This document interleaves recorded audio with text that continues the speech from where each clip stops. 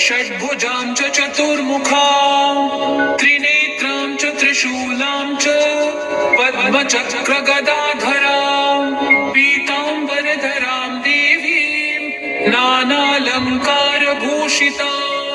तेजःपुञ्जधरां श्रेष्ठां ध्यायेत् बालकुमारिकाम् ओङ्कारलक्ष्मीरूपेण विष्णोर्हृदयमव्ययम् विष्णुमानन्दमध्यस्थम् ह्रीङ्कारबीजरूपिणी च पद्मचक्रगदाधरां पीताम्बरधरां देवीं नानालङ्कारभूषितां तेजःपुञ्जधरां श्रेष्ठां ध्यायेत् बालकुमारिकाम् ओङ्कारलक्ष्मीरूपेण विष्णोर्हृदयमव्ययम् विष्णुमानन्दमध्यस्थम् ह्रीङ्कारबीजरूपिणी।